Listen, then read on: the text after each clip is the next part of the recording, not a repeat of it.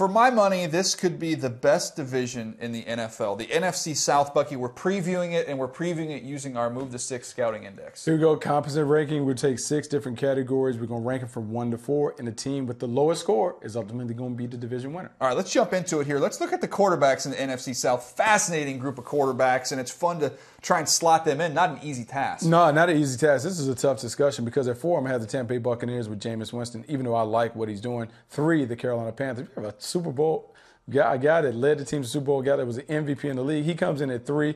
2, Drew Brees and the New Orleans Saints. Oh, you put Drew Brees at 2. He just continues to find a way to get his team to play well on offense. You look at the numbers despite his advanced age, it says a lot about him, his ability to make these accurate throws. And even though he's declined a little bit, he still ranks as one of the top 5 quarterbacks in the game.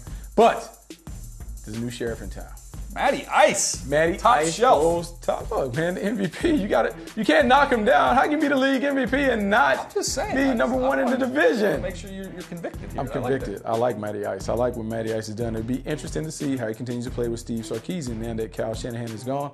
But I don't believe what he did last year was a fluke. I expect him to put up big numbers. All right, we get to the skill positions and rate them here. New Orleans, they've got a collection, Bucky. They got a talent. I mean, this tells you how loaded this division is for them to come in at number 4. If Adrian Peterson shows up and looks anything like Adrian Peterson, that's a good group. No, it is a good group. Good group of running back. We will see if Adrian Peterson still has something left in the tank. Mark Ingram is a solid running back. I'm worried about their wide receivers because you just let Brandon Cooks walk out the door. I like Mike Thomas. Willie Snead, baby. Can he handle it? At 3, the Carolina Panthers, and a lot of this is driven by the addition of Christian McCaffrey and Curtis Samuel. Curtis Samuel's been hurt, but we've seen Christian McCaffrey in the preseason. We've seen how special he potentially could be in this offense. I'm not in love with the weapons on the outside. Kevin Benjamin's looking all right. Devin Funchess, but I do like Greg Olsen. He can control the middle. Benjamin is in better shape, so we'll see where it goes. But at 2, Tampa Bay Buccaneers, a lot to be excited about with their weapons on the outside. Yeah, you look at what they brought in, bring over Deshaun Jackson, you draft an O.J. Howard, and you put them in the mix of what they have with Mike Evans. I know you got Doug's going to miss a couple games, but he's going to be right back in the mix. They're going to be fine there at the running back position.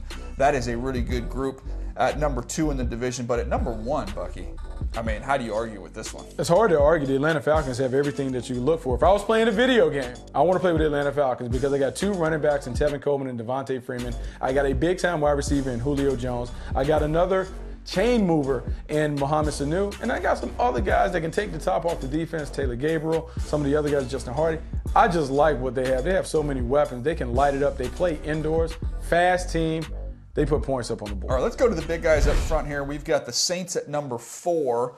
We've got the Carolina Panthers with 2 brothers there, the Khalil boys. I know. Getting after it at number 3. Tampa Bay at number 2. The best offensive line, though, goes right back to the Atlanta Falcons. The Atlanta Falcons, when you look at the work and the improvement that they made last year, I think it says a lot about this group, being able to play on a string. 5 collective guys doing a good job, being able to create a new line of scrimmage, run the football when they want to run it. You have to like that. All right, let's go to the defensive side of the ball here. The front 7, Bucky.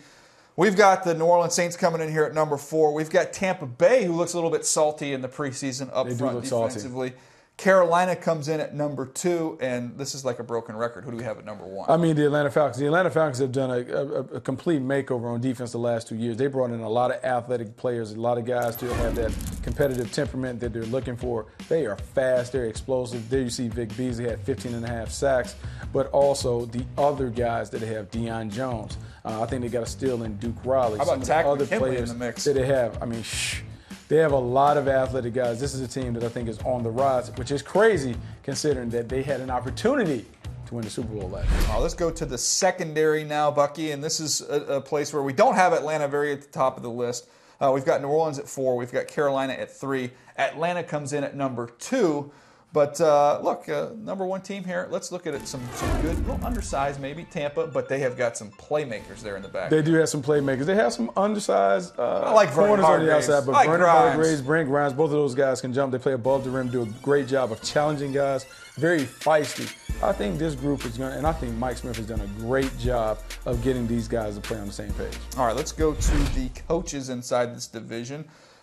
This one is challenging, putting all these coaches in, Bucky. Let's go through those. Yeah, at 4 we have Sean Payton. I'm just not Not so much. He's a great play caller. I worry about their defense.